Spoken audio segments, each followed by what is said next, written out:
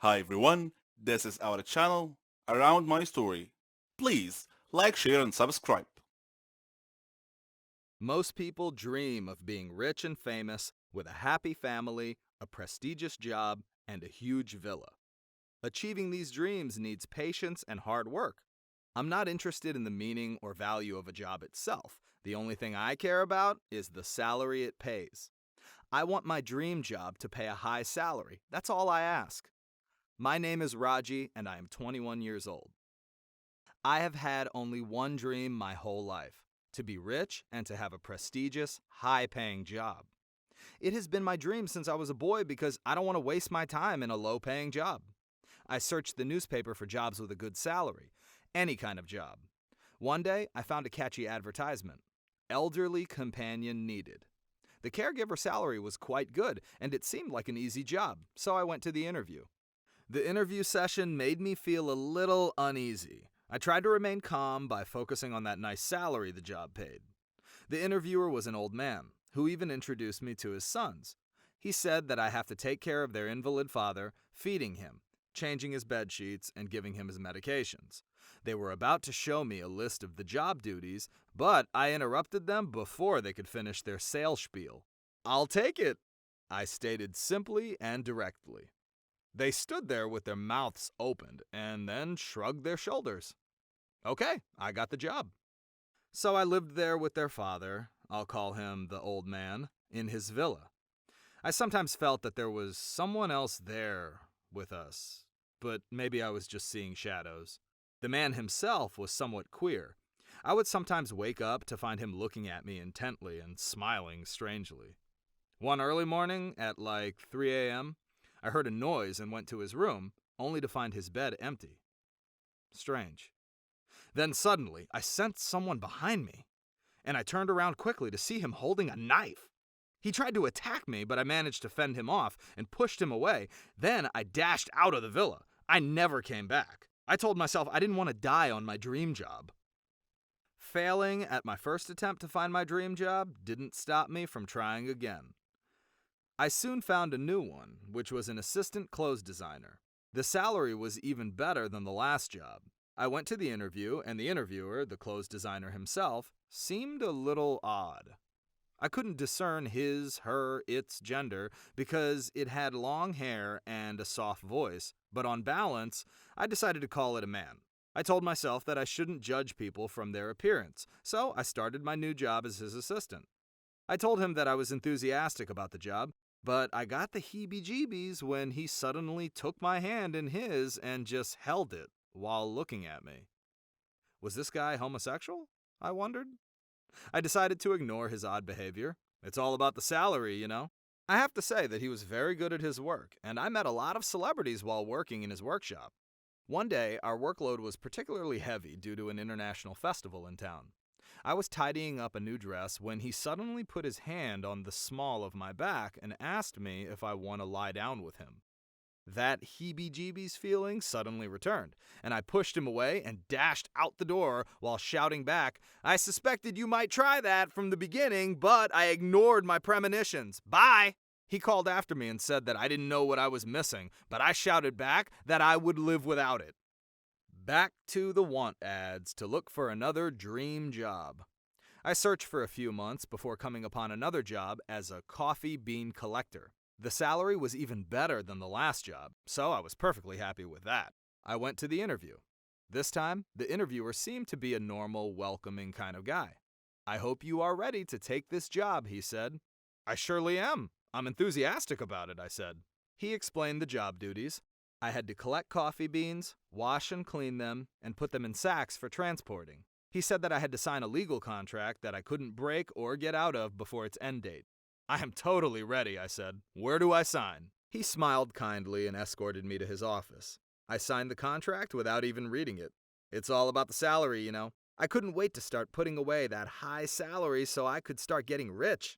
He led me to the work area. While walking, I was imagining gently picking those fragrant coffee beans in those sunny, wide open fields.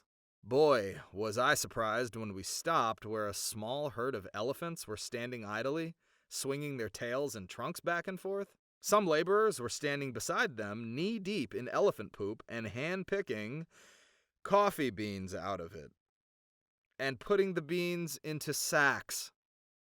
I turned back to look at the hiring interviewer. He was guffawing and said, "Sorry, pal, you signed the contract. Too late to back out now." Then he walked away, still laughing. Please, God, don't let this be my dream job. My name is Nathan.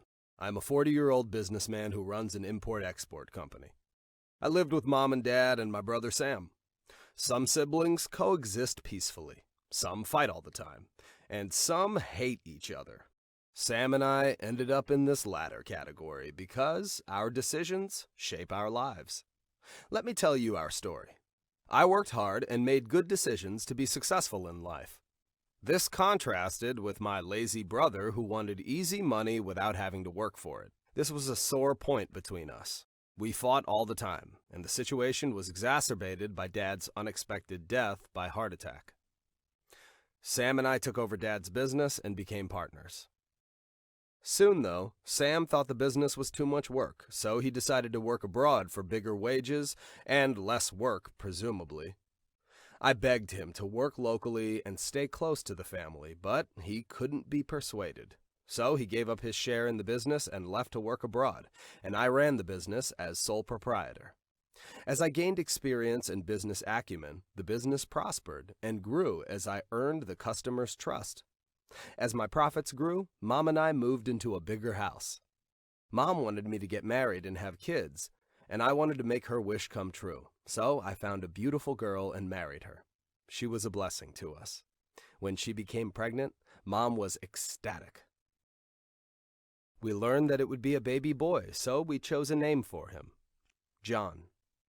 As her pregnancy progressed from trimester to trimester, the strain on her body was obvious, but finally, the baby was born, and Mom and I were thrilled to see her only grandchild and my only child, respectively, growing up day by day.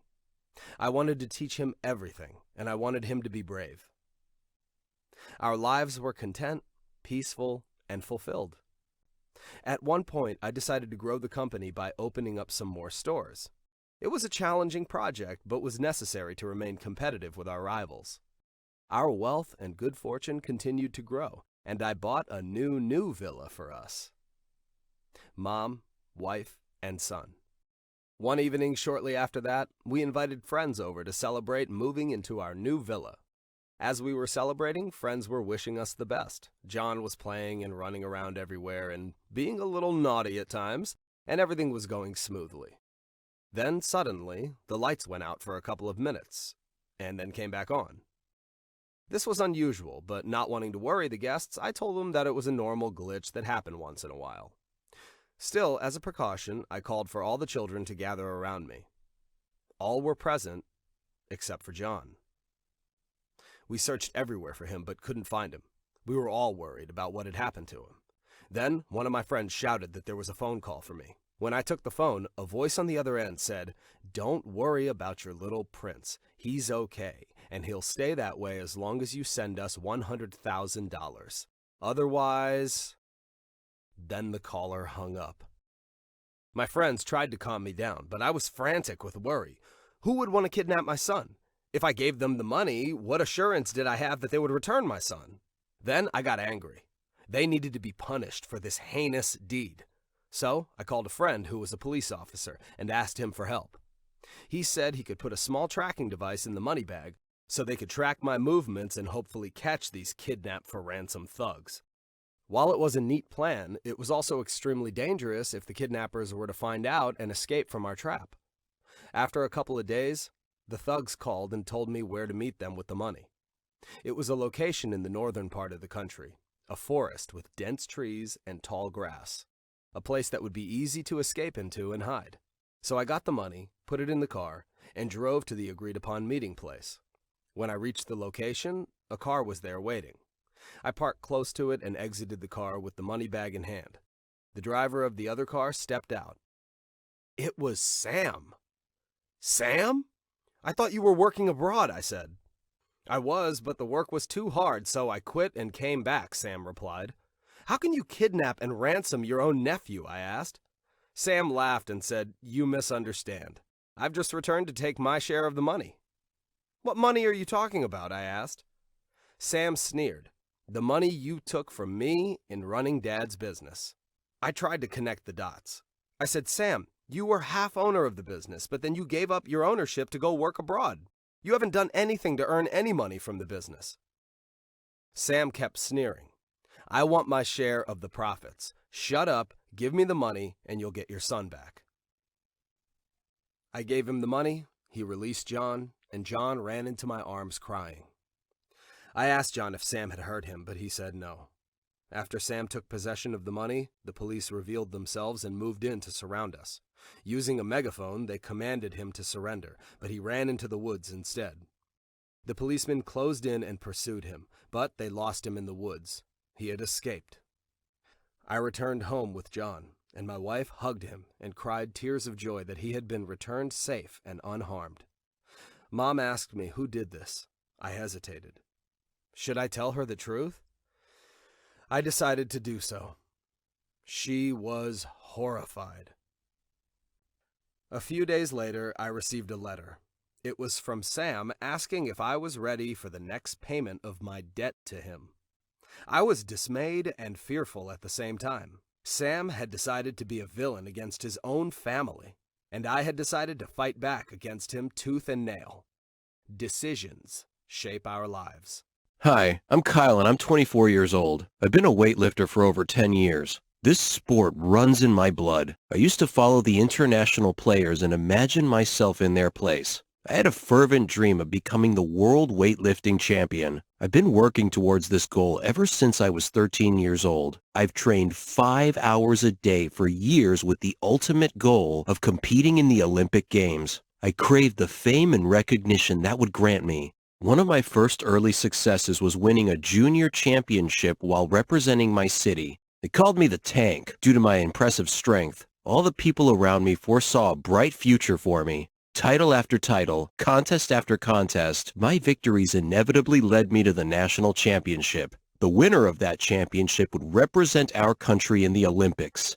I underwent intensive training to the exclusion of all else. I was so focused. My manager was confident that I could easily win the world championship, and I didn't want to disappoint him. The competition was fierce. I faced numerous fierce competitors, but I defeated them all and reached the final round. The only player left to challenge me was last year's champion, who had never lost a contest. The competition gradually got harder and harder until we reached the point where one of us had to break the world record to beat the other. A crucial tipping point came when I needed to lift a weight that was heavier than I had ever attempted before. There was danger in doing so, and my manager cautioned me to consider if it was worth the risk of serious injury to continue. But I was too driven to heed his warning. I had trained and waited too long for this moment. There's no turning back now, so I bent down and grasped the barbell. I sucked in a deep breath and lifted and heaved with all my might. As soon as I had lifted the weight above my head, I knew immediately that I had overestimated myself. After only a fraction of a second, I felt an excruciating pain in my backbone.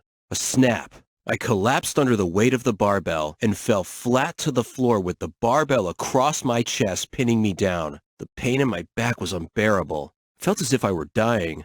I was taken to the hospital where a doctor diagnosed that I had broken my back at the 4th and 5th vertebrae and that I would never walk again. I tried to kill myself on several occasions, not wanting to live my remaining life in a wheelchair. All my friends, and even my coach, gradually began avoiding me, not wanting to be associated with a loser and a cripple. My mom was the only person who stood by my side and never gave up on me. She helped me with my rehabilitation.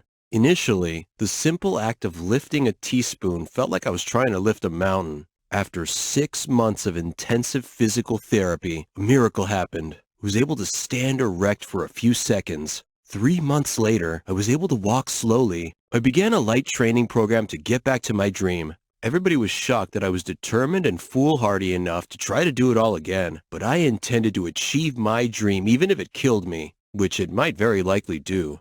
2 years later, the scene cuts to Kyle walking out onto the Olympics weightlifting stage to the cheering of thousands of people. One of the best feelings in the world for any woman is being a mother. To have someone love you for who you are, for just being you, and expect nothing in return. You're the heroine of their story. You become everything they ever dreamed, and you'd give anything to see a smile on their face. I'm proud to say that I'm a mother to 50 kids. I know, that's a lot, but let me tell you the story. I'm Susan, 20 years old. I come from a very rich family. My dad's Stefan Heiss, a very famous businessman. Yes, the owner of Heiss Cars Industry. My mom's Elena. She comes from a very rich family in Sweden. She married my dad and they built their life from scratch. I loved kids, ever since I was a kid. Sometimes I feel like they're walking cotton candy. Their laughs, their mischief. All the kids in our family loved me, and I loved them. Even my aunt said that I'd make a great mother someday. So did Henry. Henry was my childhood friend. We grew up together. We had the same interests, same hobbies. We even thought alike. We got married and started our life together. We were young, but our dreams were big.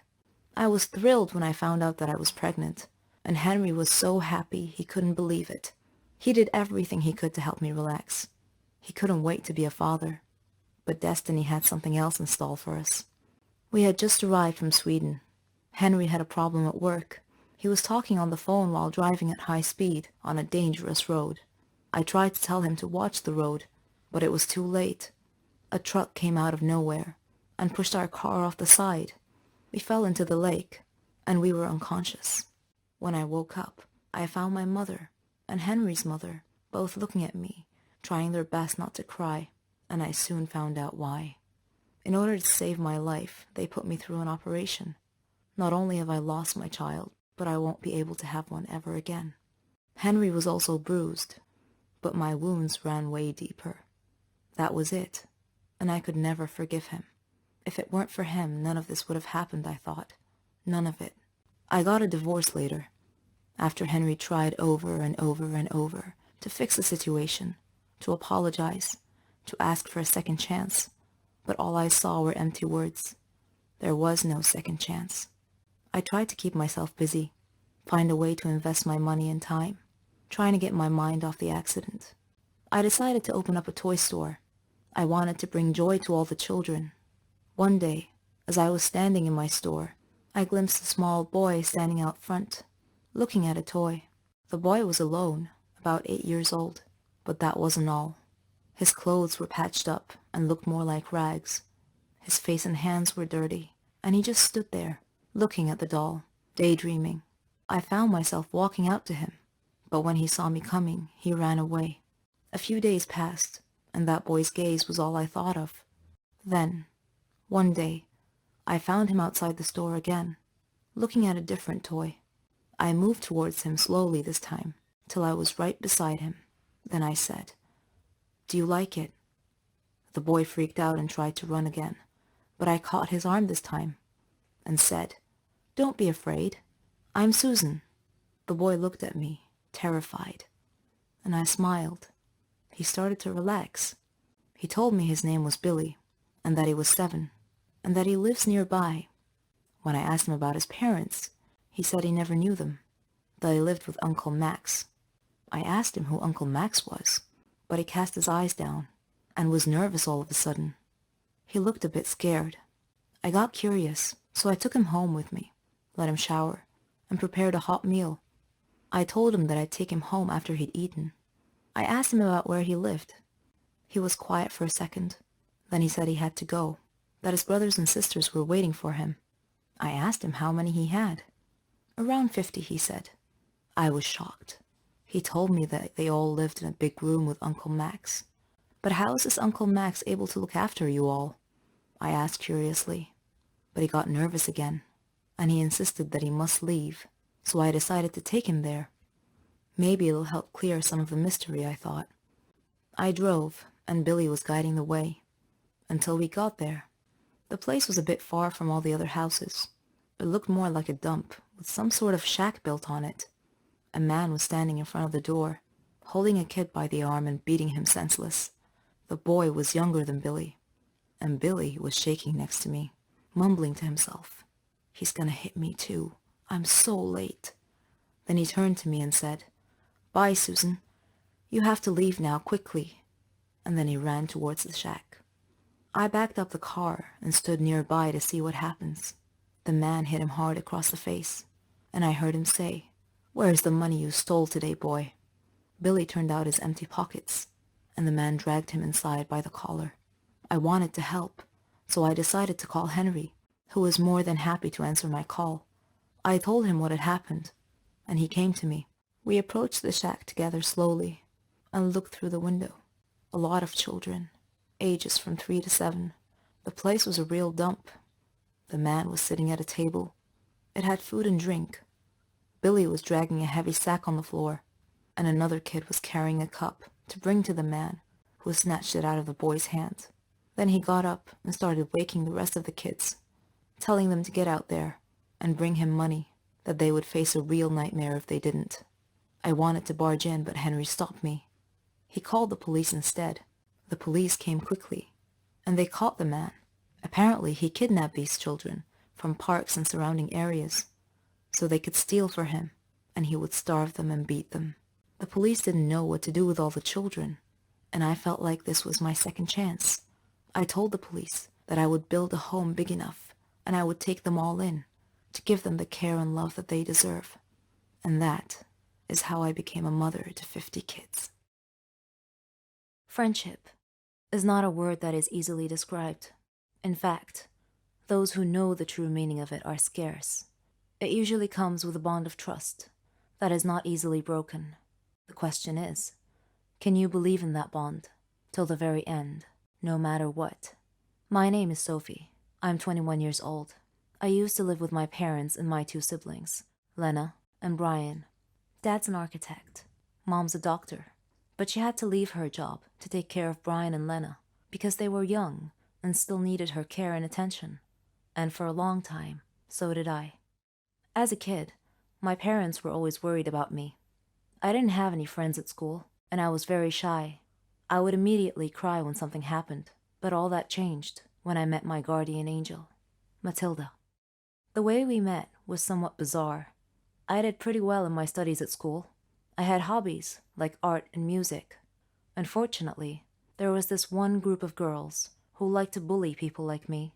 One day, in science class, I was carrying a project I was working on when those girls stopped me and tried to take my project. Just when I was about to cry and let them steal it from me, a girl appeared and told them to leave me alone, or else they would have to deal with her. When they saw her, they looked frightened and left in a hurry. I didn't know the girl, but when I turned to look at her, I saw that she was a tall brunette with a beautiful smile. She took my project and held it for me because I was shaking and sobbing. Then she walked me to class and told me she would be back during break to check on me. As she was leaving, she called back to me and shouted that her name was Matilda and said that she would see me later. She did indeed come back during break. The clique of bully girls left me alone after that and kept their distance from Matilda as well. I asked Matilda why they were so afraid of her. She laughed and said it was a long story, but the short version was that she beat them up once and they became afraid of her and stayed clear ever since. I asked her how she knew that those girls were always bothering me. She said it was pure coincidence, that she had happened to be in the classroom the day they tried to take my project from me. She said that I looked so helpless that she decided to step in. I asked her to be my friend. She teared up a little and said, "Of course," and from that day forward, we became the best of friends. I was cheerful every day now, and we grew closer and closer together. The happiest days of my life. Her story was unusual. Her dad was a boxer. Her parents split up because her mom couldn't stand the thought of him risking his life boxing every day, so she left. Her dad did his best to look after Maddie and her 2 little sisters. Then, one day, he was killed by thieves who robbed him as he was coming home from work, leaving Maddie to raise her siblings alone. This heavy responsibility matured her and toughened her character. She taught me to be bold, to love adventures. I feared nothing with her there. I dealt with situations decisively, without hesitation. We were like 2 separate halves of a ship sailing in the dark that happened to find each other one night and came together to complete each other. This was how I met Maddie, and our friendship grew stronger year after year. Maddie and her sisters were like my own sisters. We were all one big happy family, until something happened that disturbed the fabric of our universe. I enrolled in the College of Engineering, while she enrolled in a different college. The first year of college was difficult for me, because I missed Maddie so much. But then I tried really hard and focused on my studies. In my third year, I met Matthew, a player on the college basketball team. During that time, I was working for the college newspaper, and I was assigned to interview him. He was smart, handsome, and had an inspiring story. His parents died when he was young, leaving him responsible for his younger brother, so he decided to work and earn money while pursuing his dream of being a basketball player. By the time we met, he had a chance to play in the NBA. We had a connection, and he proposed to me. I wanted to tell Maddie so badly, to share this wonderful news with her, but I couldn't. Maddie had completely disappeared that year, and I hadn't seen her at all. I didn't know where she was or how to reach her. Then, one day, I got a call from her. Her voice sounded distressed, maybe because her responsibilities were such a burden on her. Either way, I was glad she called. She seemed sad, and I asked her what I could do to help. I told her that I wanted to see her, so we could catch up. She agreed, and told me that we needed to get together soon. When we finally met, I saw that she had lost a lot of weight. I asked her why, and she replied that she was working while going to college. She wasn't looking after herself at all, but her eyes told another story. I told her about Matthew, and that we were getting married soon. She smiled, but her joy seemed affected somehow. I didn't know how to describe it. Perhaps it was the disconnected look in her eyes. I wanted to introduce her to Matthew, but apparently they had already met. They spoke politely to each other, but there seemed to be something between them that made us all feel uncomfortable. I didn't know what it was. A while later, Matthew was always nervous about something. He always seemed to be busy with training or games. But was that all there was? At the same time, Maddie had started acting weird as well. Something was going on between them, but I couldn't quite put my finger on it. Whenever her phone rang, Maddie wouldn't answer, or even look to see who was calling. Shortly before my wedding, Maddie had disappeared again without notice. Matthew went back to his normal self, and everything seemed to be fine. The wedding ceremony was going beautifully, until we got to the part where the preacher said, "Anyone who saw a reason why this marriage should not take place, may they speak now or forever hold their peace." Well, it turned out that there was someone who saw a reason why this marriage should not take place, and that someone did speak up. And much to my amazement, it was Maddie. She shouted that Matthew was her fiancé, and that he had deceived her and left her for me. Matthew looked at her with a perplexed look on his face, as if this was news to him. I felt like time had shifted into slow motion. I had to be dreaming. I couldn't imagine why neither of them told me this before. I looked at Maddie and asked if it was true. She said, "I'm done lying to you. I don't want to act anymore. Meeting you has been the most horrible thing that has ever happened to me. My life was going well till I met you. You got everything you wanted, even Matthew.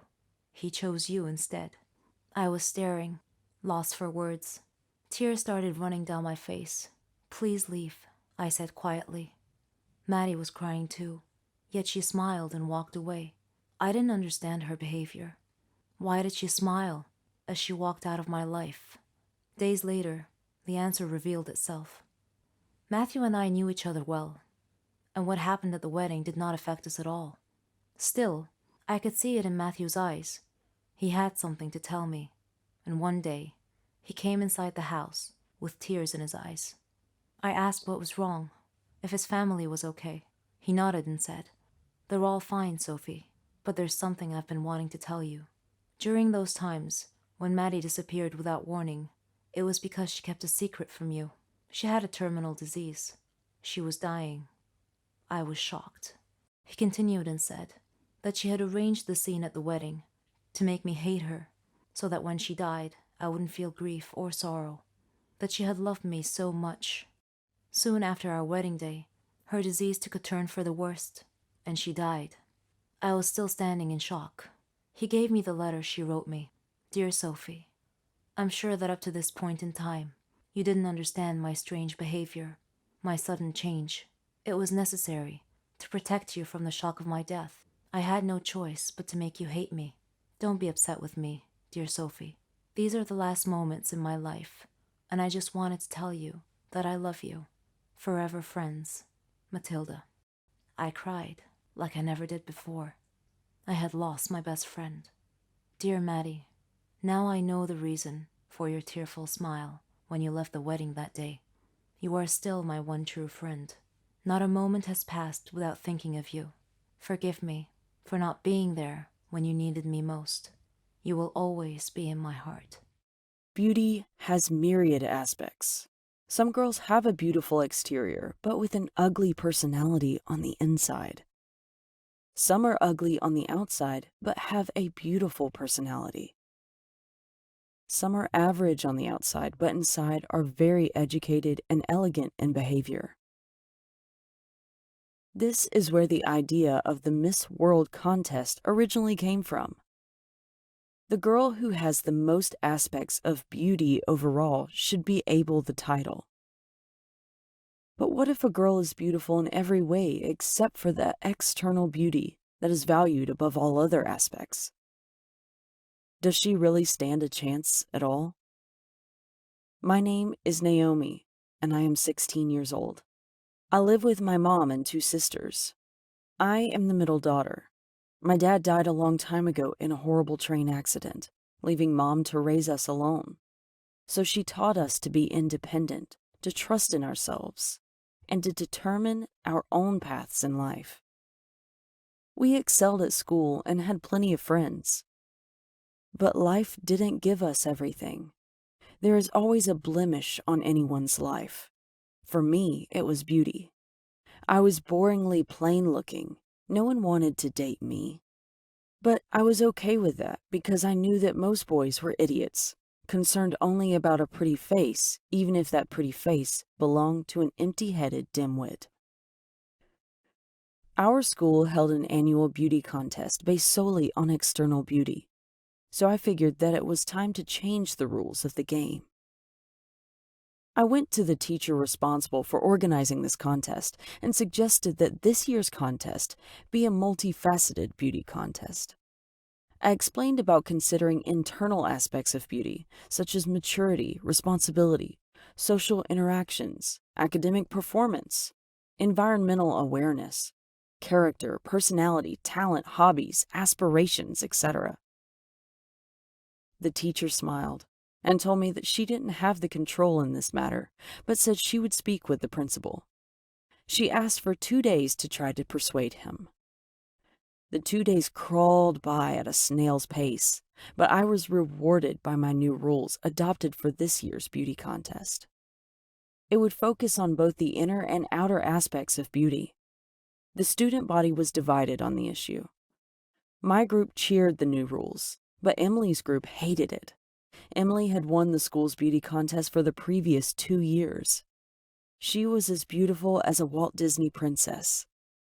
Long blonde hair, lovely soothing voice, green eyes, elegant posture, but snobbish, vapid, shallow, narrow-minded. She testily asked the air, "Whose idea were these stupid new rules?" "Mine," I answered simply. She glared at me and told me that the old rules had been the standing rules for eons and couldn't be changed. But I corrected her by telling her that everything changes. She dismissed me with a wave of her hand by telling me that it didn't matter, that she was a shoo-in to win anyway, regardless of any stupid rule changes. I read the flyer about the contest and the new rules. One facet to be evaluated was how well a student contributed to the school's goals of fostering kindness and learning. Another facet was one's talent and hobbies like poetry, drawing, acting, or singing. Another was general knowledge of the world. And yet another was about etiquette, politeness, and manners. I put my plan into motion to win this contest from vain, brainless Emily. Still, she seemed so confident that I felt like I had no real chance of actually beating her. The contest which would span several days, began. The first phase of the competition was on the social aspects of beauty. Emily chose to woo the students by distributing roses and chocolates to them. In addition, she flirted with the more popular boys to get them and their friends to like her. Other contestants distributed different things to students.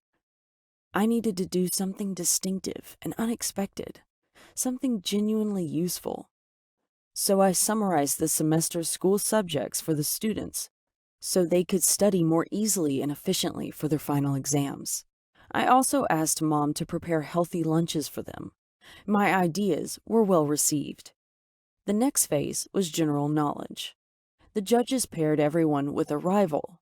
The winners of those pairs would then be paired repeatedly until only one winner emerged by elimination. I was paired with Emily. Favoring her external beauty, the judges asked her easy questions. Me? I got the challenging questions. But despite this biased treatment, I answered all the questions correctly. The next part was about artistic talent. Emily was an excellent actress. Imagine that. She portrayed a stage scene and won well-deserved praise for her performance. My talent was drawing. I drew an intricate drawing and recited a poem.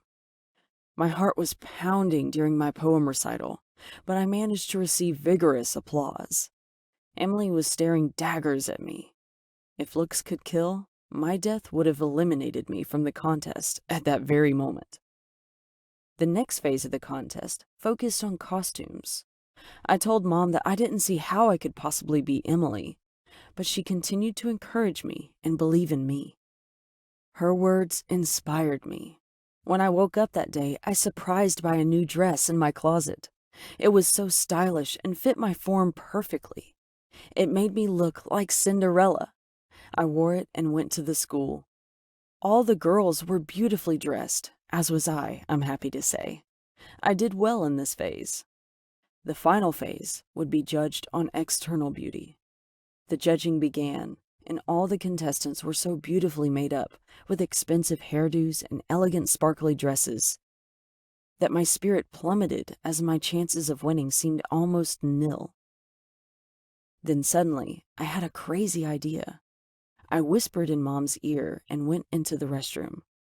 When they called my name, I walked up onto the stage in clean, neat, everyday school clothes, with no makeup and no fancy hairdo.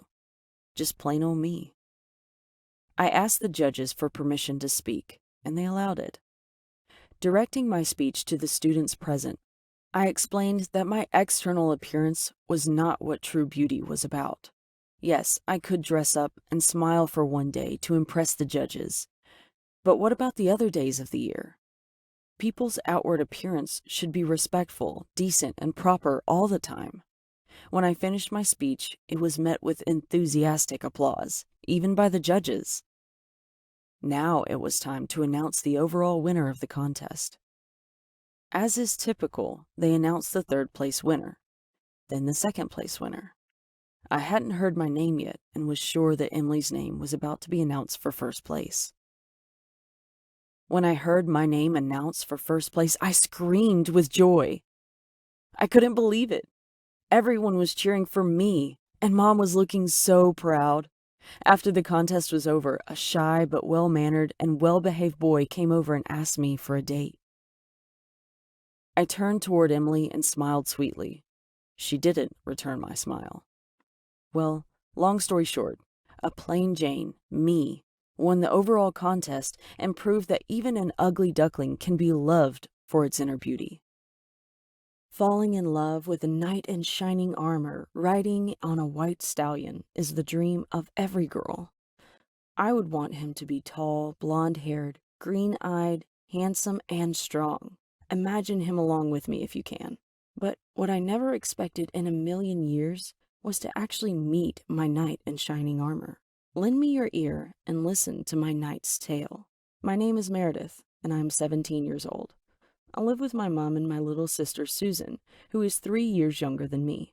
Susan and I fight a lot, as sisters are wont to do. She is more beautiful than me. I am short and fat, but don't blame me. You should blame my mother for being an excellent cook.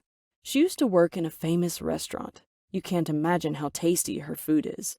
Mom uses me as her laboratory rat or guinea pig. Whenever she cooks any new dish, she has me try it out and give her my opinion. As a result of all my taste testing, I've become an obese food addict. I know that my obesity may be an obstacle in finding my heroic knight.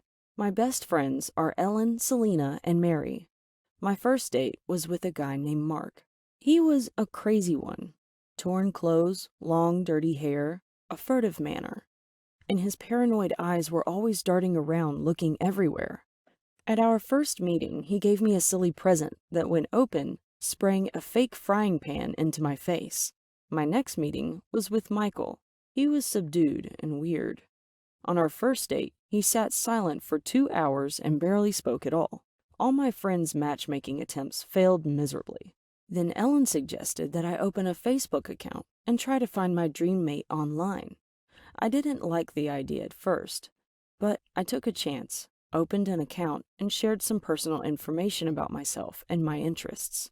My first friend request was from Mark. Yeah, that Mark. I blocked his request immediately. I received more friend requests from various people, some interesting, some plain and boring. I kept waiting for my knight on a white horse to send me a friend request. Then one day, I got a friend request from a boy named Joaquin. I visited his Facebook page and saw that he was handsome and active in sports. I accepted his request and sent him a message to say hello and waited all night for his response. Just when I was about to lose hope, he surprised me and responded. I tried to control myself even though my mind was already racing ahead and planning our wedding. We chatted online that day for around 3 hours. I told him about my family, hobbies, etc. But eventually he had to excuse himself to go to an exercise class. However, he promised that he would continue our chat later.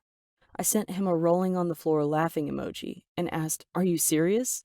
He replied, "Of course, I want to get to know you better." I called my friends and told them everything. They advised caution, but I didn't listen to them. In my mind, I had already fallen in love with Joaquin. I clutched my phone, waiting for his next message with bated breath. I figured that I should probably let him know what I really looked like, a fat food addict, before we got too far into a relationship. When he got home, he sent me a message, and I asked him about himself and his family. He told me about his dreams, his family, and his dream girl. He told me that he wasn't interested in a girl's figure at all. The important thing was her character. We agreed to meet the next day. I was excited. I called my friends immediately and updated them on my news. Later, I received a message from Joaquin stating the time and place of our upcoming meeting. I chose some chic clothes and got ready to go. Mom saw me and was surprised that I had dressed up so. Susan laughed at me. "She looks like she's going to a restaurant," said my darling little sister. I announced, "I am going on a date, Mum. I met someone on Facebook." Mum said, "Okay, have a good time, and come back and tell us all about it when you return." My heart was beating in my ears as I raced to our meeting place. After I arrived, I sent Joaquin a message telling him that I was waiting for him outside. He replied that he had prepared a surprise for me and that I should come inside. So I hurried inside to see what surprise he had planned. My mind ran wild with possibilities. When I entered the place, I saw my friends holding up a banner with my name on it. Ellen said, "Don't be upset, Meredith, but your surprise is that we are Joaquin." They had played a prank on me as a birthday surprise. Oh, I was so angry. "Do you mean to tell me that Joaquin, the love of my life, was all a hoax? You are not my friends. You are devils." But then Ellen opened a box and showed me its contents. A nice, big, plump, glazed blueberry tart. I stopped my angry ranting. My mouth closed. I became silent and calmed down. My heartbeat rate slowed. They all hugged me. They said that I was a beautiful girl, and they had just wanted to make me happy for my birthday. I was stuffing the blueberry tart in my mouth when the waiter came to take our orders. I looked at him with a mouthful of food. He was so handsome. I mumbled, "What's your name?" as I was chewing my mouthful of blueberry tart. Try again, as they say. I was going into middle school when my parents told me they were splitting up. As a kid, you see other families split up. but you never think it could happen to your own family. When my parents first told me about the divorce, I was just like any other kid. I was confused and angry. I didn't understand what was happening, and I just wanted my family to be a family again. As time went on, I became less angry. I began asking more questions and realizing different things. Hearing every fight and listening to parents talk down to each other is not just scarring, but terrifying. I understand that once two people fall out of love, it's hard to fall back into it. However, that doesn't mean that it's impossible. I know that the decision to get divorced doesn't just happen overnight, but maybe it would be easier to try and remember what led you to get married in the first place. I didn't understand why this was happening, or what we did to make my dad not want to live with us anymore. How was I, a little girl, going to tell my friends that the reason I can't have a play date was because my dad moved out and I was spending the weekend with him? A million questions raced in my head all at the same time. My life was about to change dramatically, and I didn't even know how to deal with it. My name is Chloe, and this is my story. For most girls, including myself, your mom is the biggest inspiration in your life. She's the one you can always count on to cheer you up. After the divorce, my mom wasn't herself anymore. One day, I came back from school and I saw her standing in front of the tall mirror in the living room and crying. I tried to hold her, but she pretended that she was fine. I have a younger brother. His name is Adam, and he's only 8 years old. I'm now 15. Adam is not aware of what's happening. He might be in denial. Anyways, it was my first year in high school, and I was so excited. But sadly, my mom wasn't. She used to be so full of life, and I kept wondering what had gotten into her. Maybe the divorce, but that was a couple of years ago. Everything at home was just dramatic. We even spent 2 days without food because we had little money. And my mom got fired from her job. Well, my dad sends us money, but it barely covered the bills. It was summertime, and me and my best friend Kim decided to take a part-time job. I told my mom, and she barely smiled. But I was focused on getting away from all the drama and saving money. We both got jobs at the mall in a perfume shop. Well, between you and me, there was another reason I wanted the job. There is this guy called Liam who also works at the mall, and I have a huge crush on him. The day I got my first paycheck, Kim came home with me.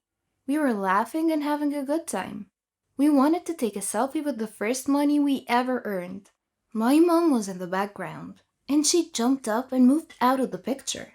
Later that night, I finally had the courage to ask my mom what was going on. I said, "Mom, why did it jump out of the picture earlier?" My mom paused for a while and said, "I just don't like pictures, Chloe." And that was quite shocking because my mom loves pictures. We have tons of photo albums. I went upstairs to call Kim. Well, we discussed work, Liam, school, and finally my mom. Next day at work, our boss offered a huge bonus to whoever sells more than 5 bottles of perfume. And guess who took the bonus? Of course I did. Right after my shift ended, Kim was still wrapping up with a customer while I waited for her. Liam waved at me. I blushed so hard and I waved back. He came over and asked for my number. He was about to say something, but Kim was done with the customer. Liam texted me that night. He asked me if I was free on the weekend. My eyes turned into literal hearts, and I said yes. Liam and I are officially going out on a date. I ran downstairs to tell my mom the good news. I took the bonus, and I have a date. I was just happy that something could finally take my mind off the divorce. However, I found my mom staring at the mirror again. I told her the news and everything. She already knows about Liam. I thought she would get excited, but she silently hugged me and said goodnight. Next morning, I went to work feeling all happy. Also, Kim promised we would go shopping for my big night with Liam. We finished work and went into a fancy shop to try on a few outfits. I picked out a white skirt and a pink blouse, and I looked perfect. I went back home and I wanted to show my new outfit to my mom. I found Adam doing his homework on the kitchen floor, and I asked him, "Adam, where is Mom?" He replied, I don't know, she left in the morning with a big bag. Now, what does that mean? Should I call my dad? I spent half of my paycheck on the new outfit. So, I just went up to my room to grab some money and go to my dad's place. To my surprise, I couldn't find my money, not even a penny. I went into my mom's room and half of her closet was gone, which explains the big bag Adam was talking about. I called Kim and I was freaking out. I told her to come over. Kim came over and told me that I had to call my dad, and that just felt awkward. I mean, I love my dad and everything, but we're not close. I haven't seen him for a while, and we never really talk on the phone. But I had to do what I had to do, and so I called him. "Hey Dad, it's me, Chloe." He replied, "Hey kiddo, long time no see." I said, "Yeah, Dad, I can't find Mom." My dad went silent for a moment there and then said, "What do you mean you can't find her? Have you called her?" I replied back, "Her phone is in her room, Dad, and Adam says she left in the morning." My dad said he will come over. Kim and I went up to my mom's room and I found a note on her bed. The note said, "I'm sorry, Chloe. I'm at the hospital. I promise I'll pay you back." By that time, my dad had arrived. Why did everything get so complicated? Why is my mother like that? Me, my dad, Kim, and Adam, we all went to the hospital together. My dad spoke to the receptionist and said, "I'm here for Charlotte White. Where is she, please?" The woman replied, "She's getting ready for her surgery." I said, "What surgery?" The woman replied back, "This is confidential information, I'm sorry." I screamed at her and said, "I'm her daughter. Now tell me, where is my mom?" Another woman stepped in and said, "I'm so sorry. Mrs. White is getting ready in room 104. And we all went up to the room. We found Mom in a white hospital gown, ready for anesthesia. I sat down next to her, and Dad just stood there.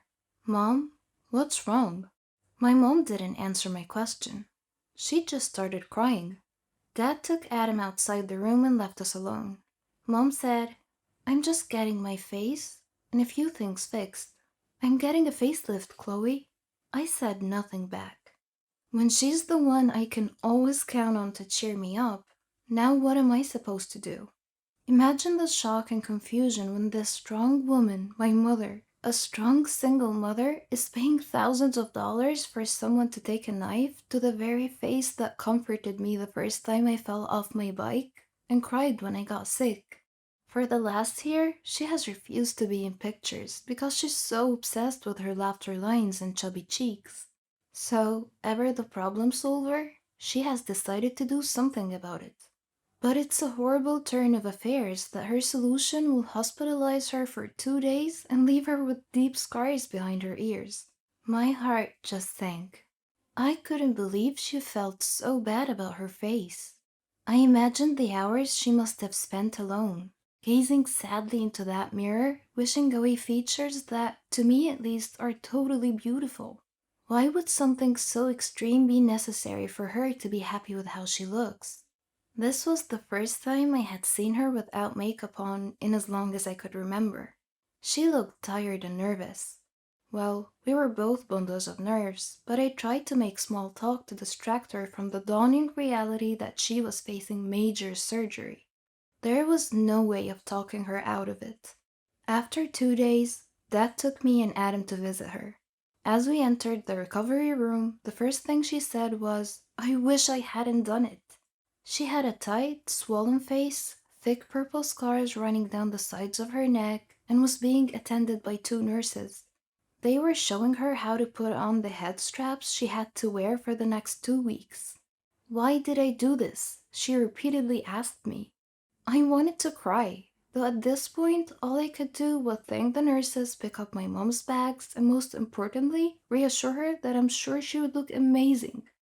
When she was in the hospital, she had noisy machines attached to her for 48 hours, and that made it difficult to sleep. And worst of all, she felt trapped and helpless. The week after the operation, she seemed sad, drained, and confused. She slept badly because she couldn't lie down and felt a lot of pain around her head caused by the clips holding her wounds in place. "I'm sure you're going to look fantastic when it's all healed."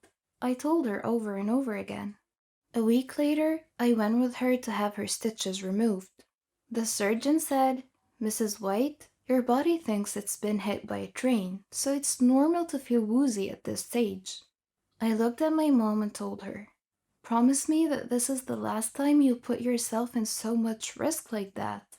And before she could even say anything back, she looked at the surgeon and told him, "I'd like to talk to you about liposuction around my middle. When's the soonest you can fit me in? And my mom will have yet another operation next month. I will have to go through the whole miserable process again, with no assurance that this procedure will be the one to finally make her happy with the way she looks."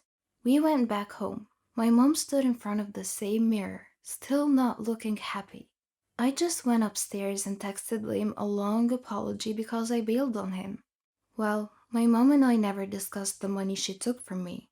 All I know is that the face that will look back at me over lunch or at my prom won't be her face anymore. It will be a synthetic version of her, reimagined and sculpted by a doctor promising her the self-esteem she was so desperately seeking. This experience has left me with one unanswered question. What is she really spending all this money and heartache trying to fix?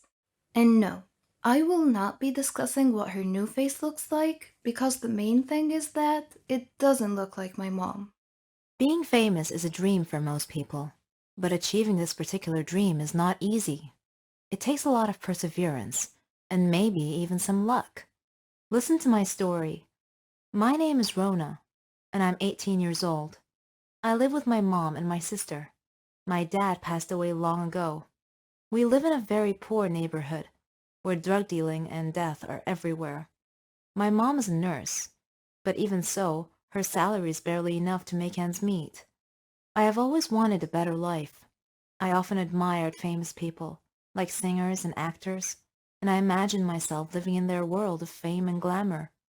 What I would give to be a famous person like them. I had a dream. I wanted to be a clothes designer or a fashion model.